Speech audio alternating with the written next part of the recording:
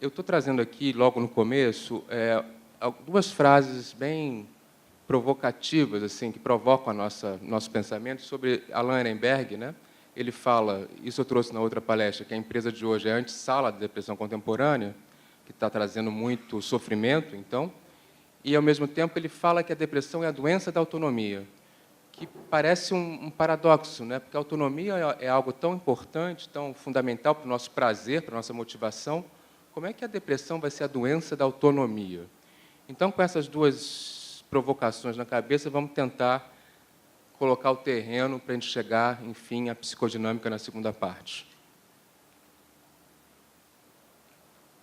Então, estou trazendo aqui algumas estatísticas, né? 60% de todos os dias perdidos em trabalho são atribuídos ao estresse organizacional.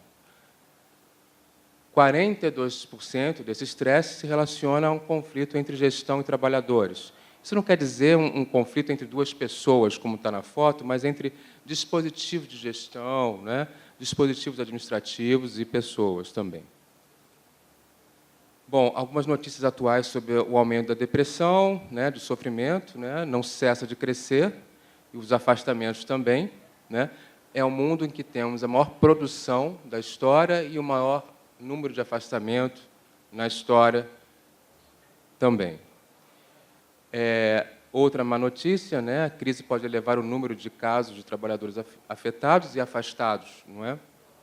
E a falta de recursos, tanto humanos como financeiros, pode agravar ainda mais esse quadro. Enfim, juízes está ali né, em vermelho, é uma das categorias mais atingidas, temos que ficar atentos a isso. Eu estou aqui falando, né, de depressão, de sofrimento, mas estou falando de estresse organizacional, de violência. Por que eu estou falando disso junto, né? Um pouco do que eu trouxe em janeiro para vocês, essas duas experiências estão absolutamente relacionadas. Por quê? Porque as experiências de violência são as experiências mais difíceis para a gente elaborar psiquicamente. Por isso, a depressão, como um impasse nessa elaboração de sentido, é uma experiência da falta de sentido. A gente viu com a Carolina que sentido é essencial para o nosso prazer, para o nosso bem-estar. Então, as experiências de violência, a gente não pode falar de depressão sem saber que estamos também num ambiente de violência. E as empresas do mundo inteiro, não só no judiciário, estão vivendo essa experiência, não é? Se a gente lembrar das guerras do século passado, a gente vai entender perfeitamente, não é? Naquelas experiências de pessoas, soldados que voltavam até a sua casa, mas não conseguiam sair, elaborar o sentido daquela experiência da guerra. E hoje, nas redes sociais, estamos vendo, não é? Essa relação de ódio, de agressividade muito intensa nas relações. Não é? Então, a gente fala claramente que, para pensar sofrimento e depressão, a gente tem que entender que a gente está num contexto, infelizmente, de pouca colaboração, muita competição e violência no trabalho. Tanto que a Organização Mundial de Saúde fala do aumento da depressão, ao mesmo tempo que a Organização Internacional do Trabalho fala do aumento da violência. Né? Isso comprova bem o que eu estou falando, as estatísticas. Não é? Bom, rapidamente, as características principais dessa forma de sofrimento tão presente no nosso dia a dia são uma inibição da ação, uma paralisia, uma dificuldade de elaborar o sentido e seguir em frente. E vimos aqui com a Carolina de novo que a capacidade de agir é sinônimo de saúde e bem-estar, não é? Ela é uma doença democrática, atinge gestores, servidores, magistrados. É uma doença incapacitante, de lenta recuperação, e afeta profundamente a motivação e o prazer para trabalhar, entrando no nosso assunto, que é prazer e sofrimento. Por que será que afeta tanto a motivação? Então, para dar um substrato à ideia de prazer, antes de entrar na segunda parte, vamos falar um pouco de motivação. O que é motivação? Não é? A autonomia é um conceito central para a motivação.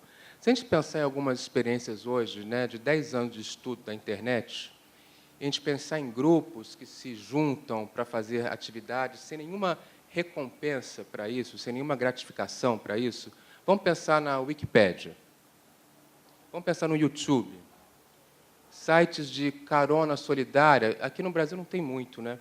Mas na França, nos Estados Unidos, isso é muito comum.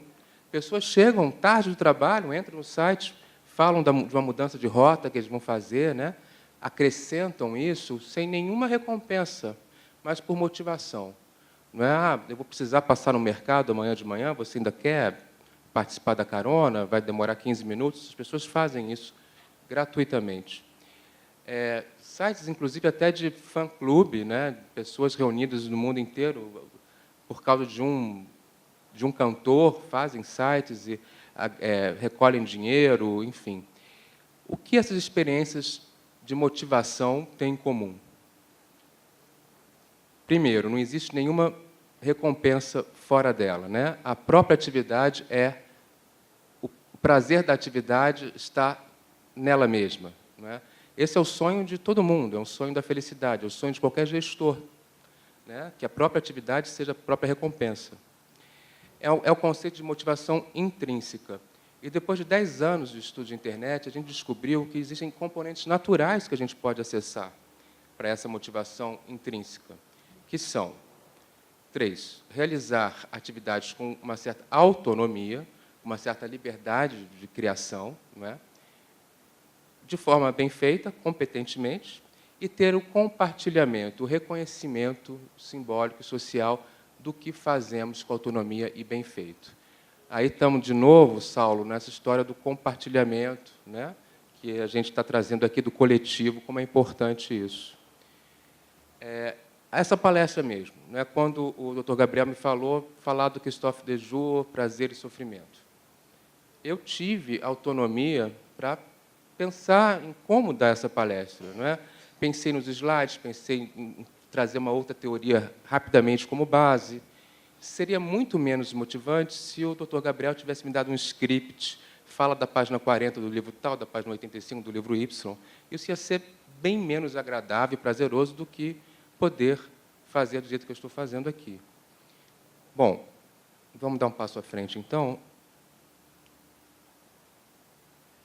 Por que, então, a depressão afeta profundamente a motivação para trabalhar? Por que essa forma de sofrimento tira o nosso prazer para trabalhar? Aí vamos entrar agora nessa frase curiosa aí do Ehrenberg, que a depressão é a doença da autonomia. De cara parece paradoxal, parece que são dois sentidos opostos. A gente vai ver que esses sentidos da autonomia opostos e contraditórios entram na nossa empresa.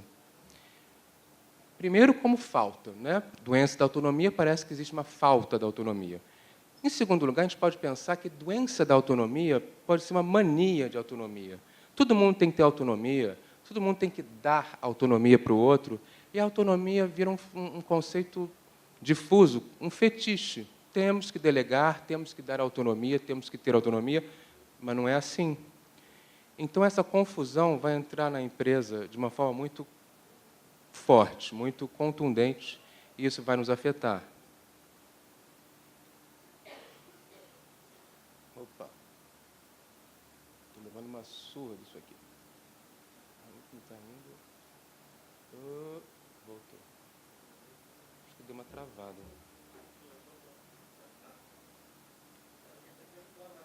Estou fazendo. Foi. Rapidamente, só para falar, a autonomia não é um atributo que nós temos desde sempre, né? Ela nasce na Era Moderna. Na Era Medieval, a autonomia era algo que não existia nem no vocabulário. Isso é muito curioso. Ela só pode existir quando a gente sai da claustrofóbica Era Medieval, né? Por dois fenômenos.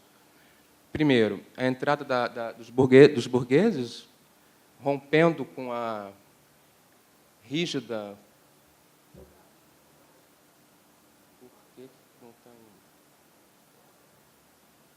Eu consigo ali no dele. Foi.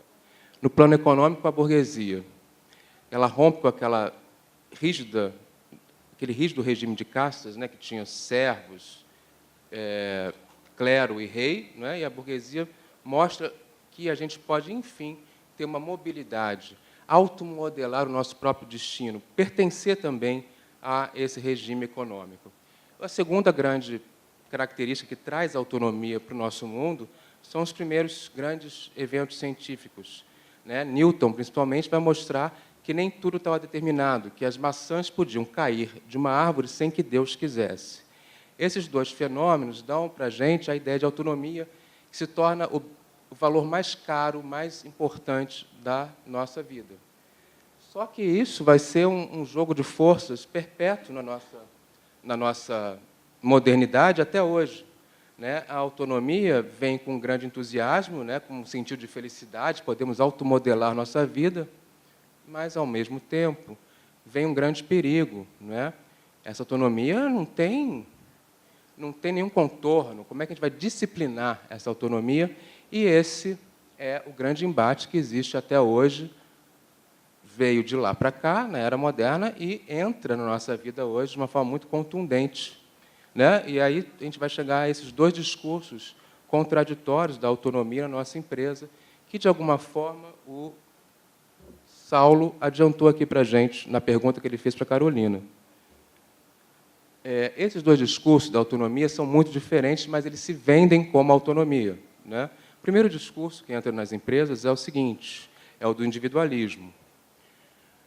Hoje é importante promover a individualidade e reduzir a importância dos aspectos coletivos do trabalho. Então, desde a década de 70, quando a gente começa a incorporar a avaliação individual de desempenho, isso é só o começo, depois tem as metas, depois tem motivação baseada em salários individuais diferenciados. Então, a empresa compra a ideia de que você tem toda a autonomia para construir o seu próprio destino na empresa com as suas habilidades individuais. A gente está vendo aqui uma autonomia completamente desfocada do contexto coletivo. É curioso, mas é um discurso muito atual. E aí temos modelos mais arrojados, pensando na autonomia ligada às equipes de trabalho e ao compartilhamento. Quer dizer, dentro dessa equipe, dentro desse grupo, tem uma certa autonomia para trabalhar, para fazer o projeto, compartilhando esse projeto. E aqui a gente tem uma ideia de autonomia muito mais ligada ao prazer da motivação que eu acabei de mostrar para vocês. Então, agora eu vou pegar como isso entra realmente na empresa. Essas aqui são as competências da Escola de Magistratura, do curso de formação dos juízes. Vamos prestar atenção que a primeira, a mais valorizada, é da ética. Super louvável a gente fazer isso na nossa formação. Contudo, quer dizer, ética de quê? Ética do coletivo, ética do convívio, do bem comum, ética do trabalho em equipe, não é? Contudo, o CNJ traz a orientação para resultados, logo também como uma segunda forma de se pensar, um segundo valor, talvez um valor tão importante como o primeiro. Não é um valor vindo da Escola de Magistratura, mas é um valor vindo do Judiciário também. E aí é um valor completamente diferente, individualizante. Não é? E esses dois valores entram na nossa vida e vão se chocar quando a gente pensa em autonomia e prazer no trabalho. Vamos tentar dar alguns exemplos para isso ficar mais claro. Inclusive, não parece autonomia esse exemplo, da orientação de resultados. Tem autonomia para realizar 15 processos em uma semana, dê prioridade ao meta 2, depois ao meta 3. Se isso é autonomia, eu não sei o que é autonomia, mas é exatamente isso que acontece. Então, entrando um pouco em Desjour, começando com os conceitos dele, ele fala de duas formas distintas de organização do nosso trabalho. Uma é a organização prescrita do trabalho. E ela teria um cunho muito mais regulatório do que emancipatório, não é? A gente chama aqui de autonomia prescrita. A outra seria a organização real do trabalho, com um teor mais emancipatório, que ela dá conta dos imprevistos e das relações sociais que fazem o trabalho acontecer. Não é? É um telefonema para um setor, para agilizar aquela demanda, é um contato com uma pessoa do seu lado que pode te ajudar também nesse trabalho. Isso foge à prescrição. E aí a gente está muito mais perto dessa ética de cooperação em equipe. E, para a gente falar de prazer e sofrimento, para a gente pensar em prazer, a gente tem que tentar pensar muito mais no nível 2 e tentar fomentar esse tipo de organização real no trabalho, no nosso dia a dia. E, às vezes, não é fácil, com tantas determinações, com tantas orientações que vêm de cima. Bom, eu vou trazer 2 casos aqui para a gente entender como é que isso pode causar problema. Um eu trouxe da vez passada e o outro é um caso novo.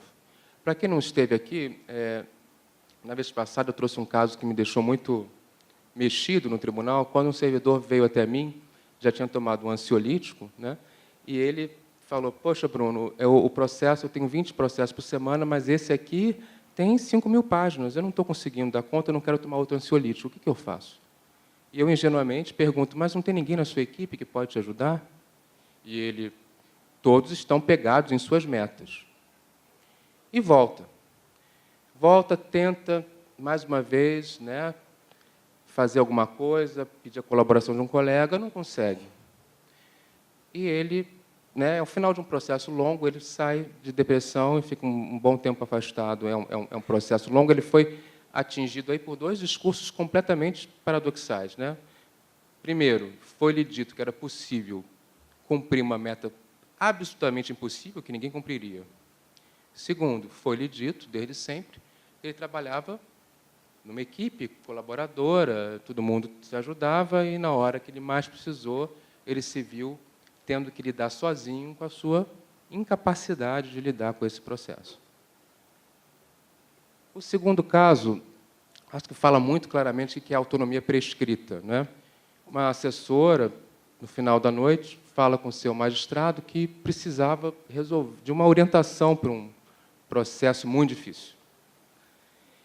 E ele fala, você trabalha comigo há 15 anos, você sabe exatamente o que eu penso, e vai embora. E ela vai para casa com o processo, fica noites em claro tentando resolver o processo, não consegue. Toma café, fica lá, insônia, e fala, meu Deus, ele está certo, eu conheço ele há 15 anos, claro que eu sei o que ele pensa, como é que eu não resolvo isso? E ela não resolve. Realmente ela não sabia como era o posicionamento do magistrado e acaba também saindo do gabinete, entrando em depressão. Eu acho um exemplo muito claro de como que a gente pode achar que está dando autonomia, mas está dando uma autonomia paradoxal. O que é paradoxo maior de você dar liberdade para a pessoa escrever exatamente o que você pensa? Não é autonomia, não é um engodo, né? A gente fica completamente tonto com essa prescrição. Não é? Isso para a gente ver como é que é difícil a gente acessar na empresa esse componente da motivação que é tão importante para a gente ser feliz. Ter um pouco de liberdade criativa, né? Então, o que há em comum nesses 2 casos, para a gente entrar na segunda parte aqui da palestra? Há cenas, paradoxalmente, que é possível realizar uma missão impossível e somos lançados sem desejarmos a nossa situação de incompetência, incapacidade. É um fracasso da cooperação, é a total assimilação da ética do coletivo pela orientação de resultados. A autonomia é desnudada em imperativo de independência, na verdade, não tem autonomia nenhuma ali. Você tem que ser independente para resolver o processo e a meta. A sensação agora sou eu e a meta, mas ninguém. Tudo depende da minha capacidade pessoal. E quando essas capacidades pessoais fracassam, é um abalo narcísico. Somos nós que estamos fracassando juntos. Então, existe essa sensação de desamparo, de paralisia, de perda de sentido no trabalho. Por que afeta a motivação, então? Percebam que a depressão, né, na depressão, acaba sendo atingida tanto a autonomia como o senso de competência. Então, realmente, a depressão é um esvaziamento completo da nossa motivação, tanto para trabalhar como para viver nossa vida pessoal. E aqui, finalizando a primeira etapa, eu quero dar alguns exemplos no tribunal, né, dessas injunções paradoxais com a nossa autonomia, para a gente refletir um pouco sobre a nossa prática do dia a dia, no contexto do trabalho. Primeiro, concede-se autonomia para cumprir um roteiro totalmente prescrito. Né? Nesse segundo exemplo, é exatamente isso que acontece. Demanda-se a ética da colaboração em equipe, mas alimenta-se a competição individual. Exigem celeridade nos cálculos judiciais, mas com poucos contadores, por exemplo. Exigem celeridade na execução de mandatos, mas com poucos oficiais de justiça. Celebram a gestão por competência, mas isso é bem visível lá no tribunal, mas escuta-se o tempo inteiro, a antiguidade é posto. E aí, essa última, eu botei em letra maior para a gente pensar, porque eu acho que a gente reproduz isso e a gente deveria ter um pouco de cuidado para não reproduzir. Então, a autonomia aqui não demanda autonomia. Aqui nem tem competência naquele momento, está pedindo orientação, não é? Por exemplo, aqui a gente pede orientação, como nesse caso 2 que eu falei com vocês agora. Há um novo funcionário no balcão, isso eu vejo muito claramente também no trabalho, né? O funcionário é recém-possado, é jogado, é lançado para o galpão de atendimento sem nenhum preparo, dão autonomia para ele lidar com aqueles advogados muitas vezes nervosos, né? E os servidores jovens ficam completamente desorientados. Eu acho que é um ritual de batismo que acontece lá no TRF2 muito complicado. E eu também já ouvi queixas nos próprios gabinetes de servidores que passaram analistas, fizeram uma prova difícil para direito, mas, mesmo assim, eles não se sentem à vontade para receber essa autonomia para fazer votos sem nenhuma orientação de cara, né? Tem matérias muito diferentes do que eles estudaram no concurso. Isso é só para a gente sentir como a gente está prescrevendo a autonomia, e isso acaba, em vez de ser um componente do prazer no trabalho, a autonomia vira, paradoxalmente, uma punição. Isso é muito, eu acho, muito sério, né? Porque a gente acaba esvaziando a motivação e, ao mesmo tempo, quando o sujeito se vê diante da autonomia, ele fala, não, pelo amor de Deus, né? Vira punição. Então, vamos lá. Entrando agora especificamente nos conceitos da psicodinâmica, né, sobre prazer e sofrimento no trabalho, como reagimos a esse paradoxo da empresa? Como é que a gente consegue reagir com prazer ou com sofrimento? Né? Vamos trazer alguns exemplos aqui, né, alguns conceitos do Christophe Dejour. Primeiro, saúde não existe. Né? Ao contrário, né, como a Carolina falou no começo, o Freud trabalhou muito a questão do sofrimento, da patologia. A Carolina trouxe aqui uma dimensão do bem-estar. Né? O Dejour vai falar da normalidade. Ele vai ter uma virada na teoria dele, que ele vai sair do estudo da patologia para pensar como é que a gente continua normal numa empresa com tanta pressão e com tanto desprazer. Como é que a gente se segura ainda com a normalidade? É uma virada incrível, porque ninguém estava dando foco na normalidade, em como a gente ainda está normal. E isso é muito interessante para a gente poder prevenir o adoecimento. Porque essa faixa de pessoas que eu vou mostrar aqui, que está na normalidade, está numa tênue normalidade, se segurando para não adoecer. Isso eu acho que é a grande contribuição do pensamento do Christophe Dejour. Então, a saúde não existe, é uma luta constante para não adoecer, é uma luta para ter conexão com o outro, com a vida, com o trabalho, né, para tentar se manter saudável. Está ligado às possibilidades que o sujeito tem de agir no mundo, né, fazendo outra vez uma conexão com a palestra da Carolina. Então, significa contribuir, né, dar, ofertar o seu conhecimento e inteligência para o aprimoramento dos processos de trabalho, para a transformação do sofrimento em prazer. Sem essa possibilidade, fica impossível. Então, 2 conceitos fundamentais que a gente vai trabalhar aqui, que é o de normalidade, como o sujeito não adoece com tantas situações adversas, como é que é a luta para transformar o sofrimento em prazer, e os mecanismos de defesa. Quais são os usados, quais são os bons, quais são os ruins, frágeis. Então, eu consegui mapear aqui na teoria dele 3 formas, né, do sujeito se colocar na organização diante do prazer e sofrimento. Como ele usa a normalidade, não existe prazer em si, nem sofrimento em si, se bem que o final, o terceiro, a gente vai trabalhar mais a patologia. Normalidade, prazer, seria aquela normalidade mais próxima do prazer das pessoas mais saudáveis, digamos assim, que tem essa habilidade, não é, de manter esse prazer por mais tempo. Normalidade e sofrimento, ele fala de um sofrimento ético, que é o mais positivo, mas outra forma de sofrimento, que ele vai criticar mais, ele não dá um nome, e eu resolvi inventar um nome, só para a gente, didaticamente, entender melhor, o sofrimento obediente, que é a maior parte de nós, só para a gente já adiantar um pouco.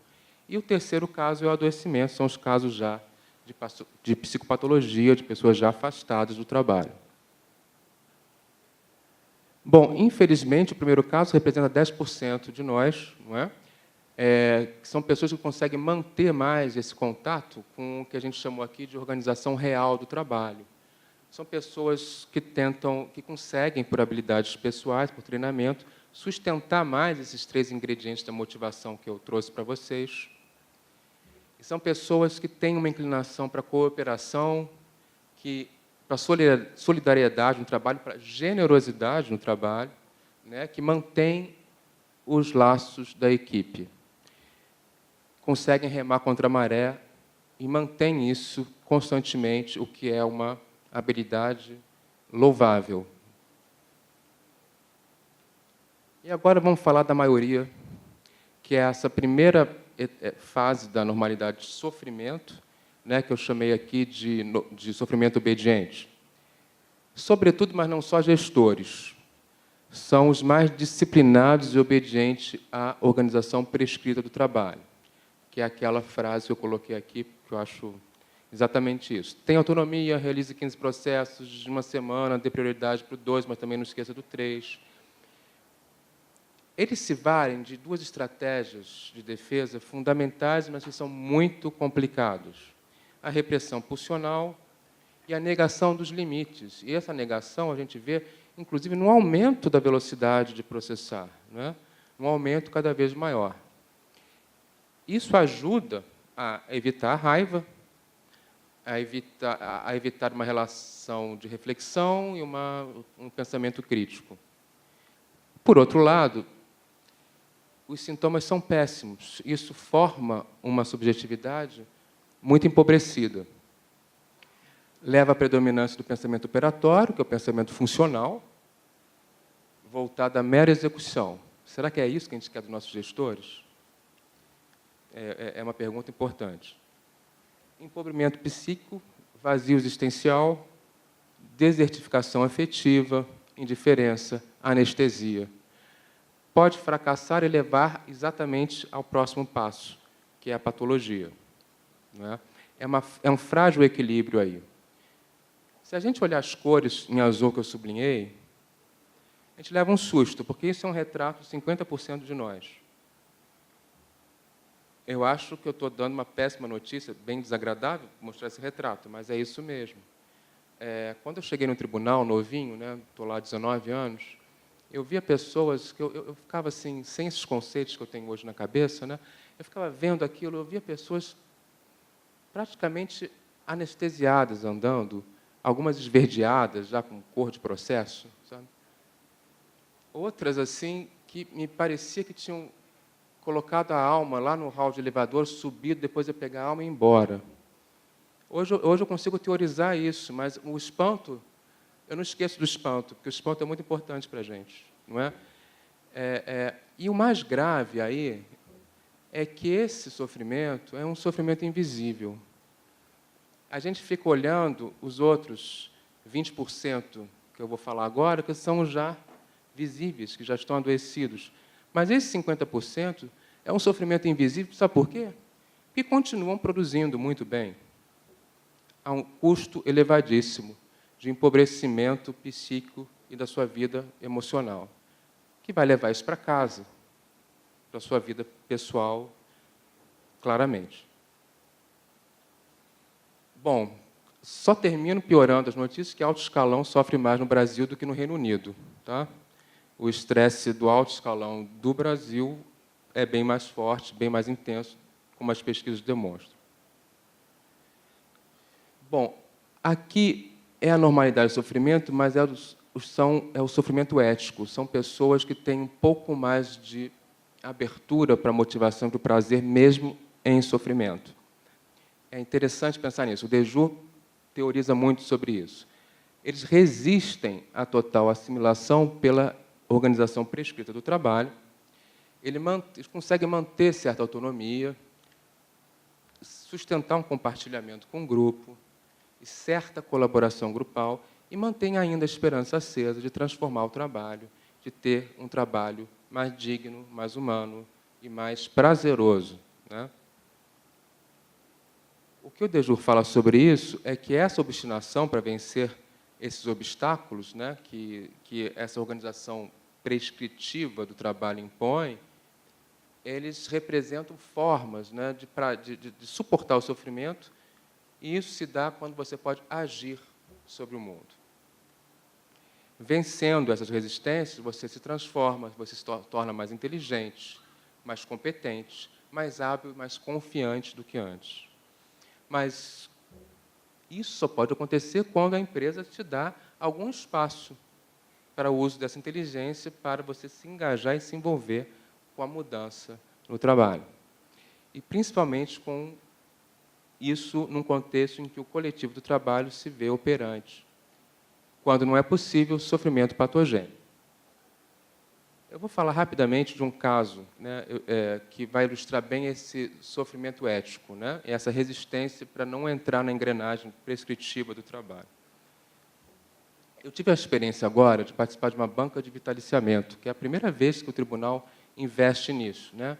Existe, durante a formação dos novos juízes, durante 2 anos, existem 2 juízes mais velhos formadores, que dão vários cursos no EMARF, né, e sustentam esses juízes durante 2 anos, com aprendizado constante. Eu dei algumas aulas lá, conheci, realmente é excelente a proposta. E, no final, eles, dessa vez, criaram essa banca de vitaliciamento, em que esses 25 novos juízes trazem um portfólio, né, e apresentam durante meia hora, 10 minutos, e a gente faz perguntas, enfim. E eram a banca composta pelos 2 juízes, mais uma juíza convidada da corregedoria, e mais eu como um componente externo, assim, diferente da banca, que sempre é legal ter, não é? E aí foi muito interessante, porque os 25 juízes, não é, que esse portfólio tem sentenças interessantes, mas também tem estudos de caso que eles colocam para ver o gerenciamento desses juízes. No caso de eu vou trazer o caso dos contadores, que é um dos 2 casos que eles tinham que analisar, que eu achei sintomático, para a gente entender como que é difícil entender o que é a organização prescrita e a organização real do trabalho, né?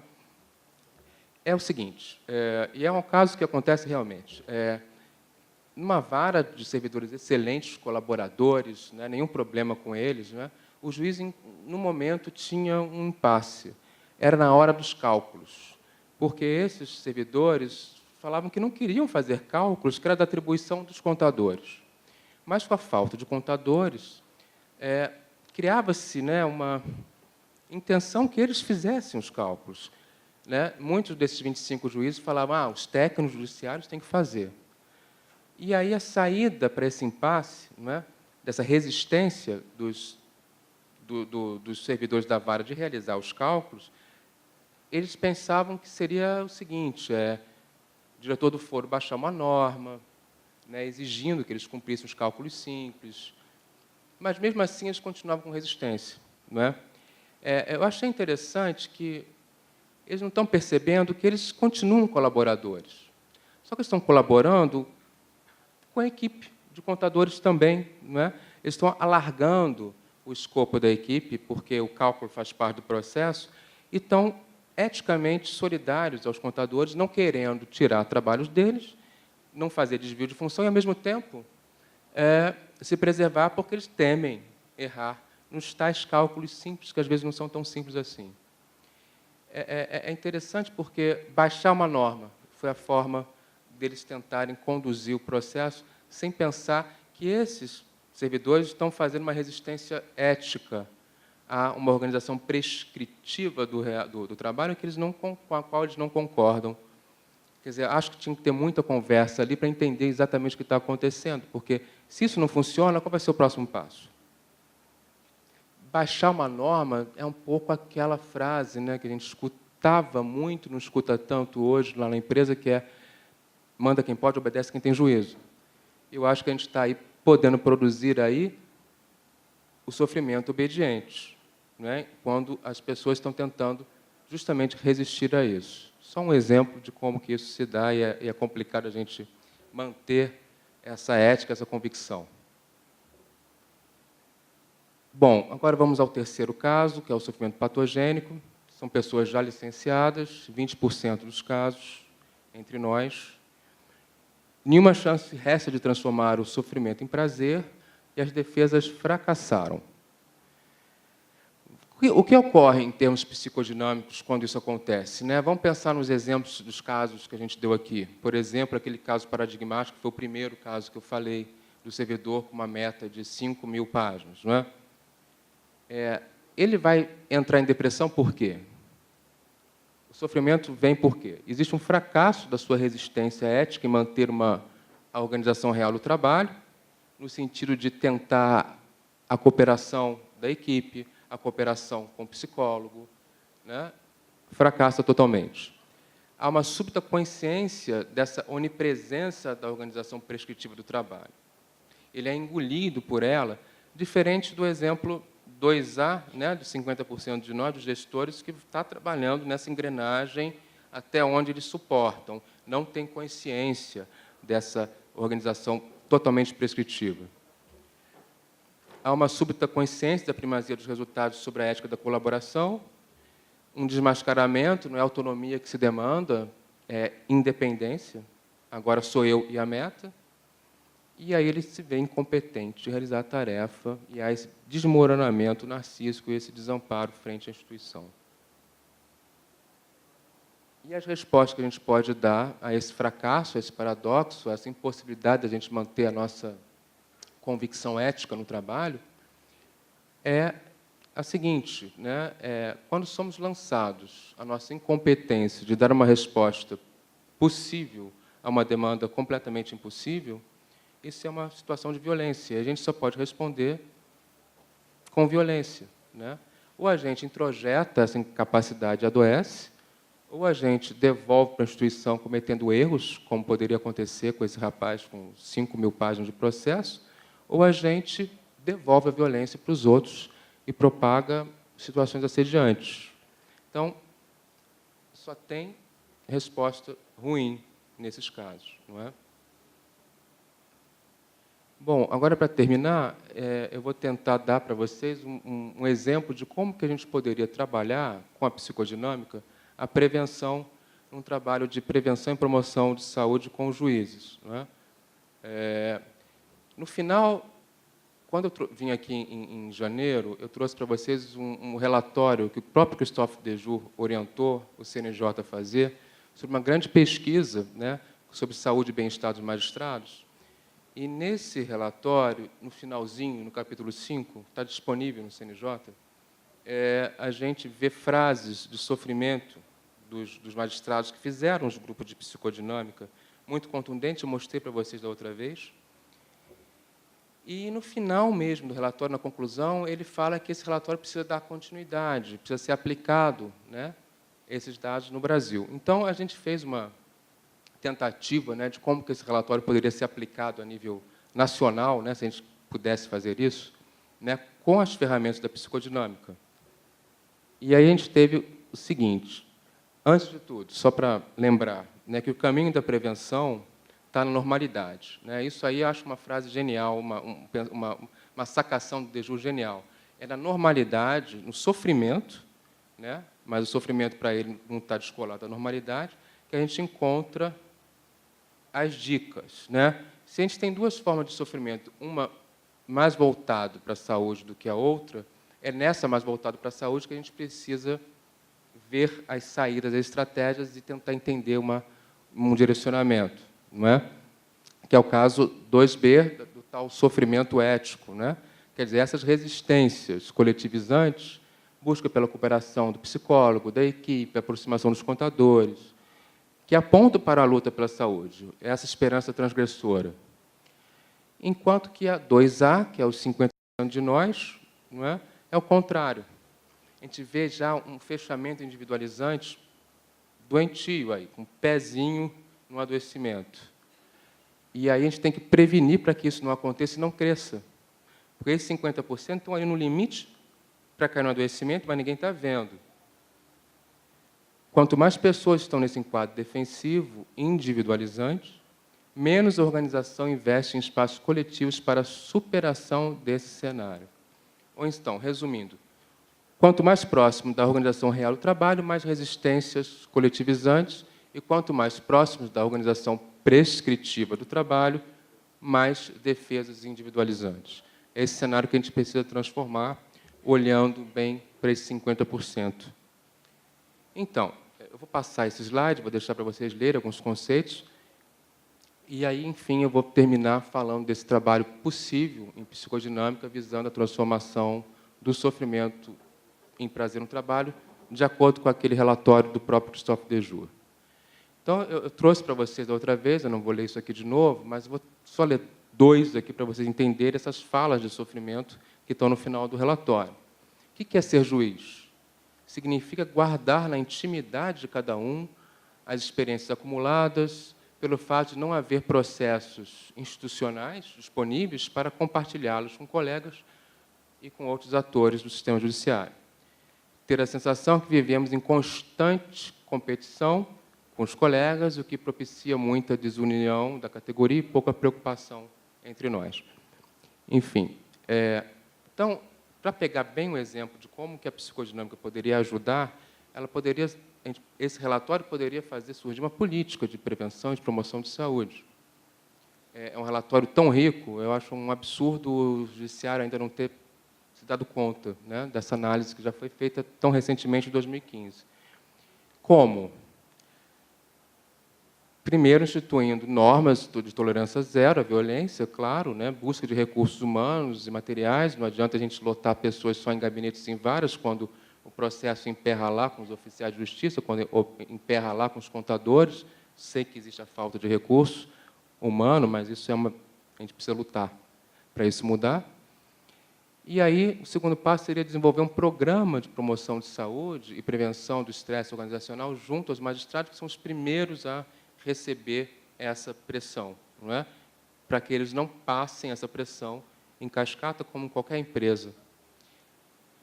Então, como? Analisando o modo como o trabalho está organizado, visando a promoção de sentido no trabalho, e isso está posto nesse relatório com as falas desses juízes. Ninguém precisa inventar a roda, né? Quer dizer, seria dar continuidade a esse próprio relatório. A gente poderia fazer exatamente o que o CNJ tem feito, que é investindo nesse coletivo, nessa interlocução entre um comitê central e comitês locais, né?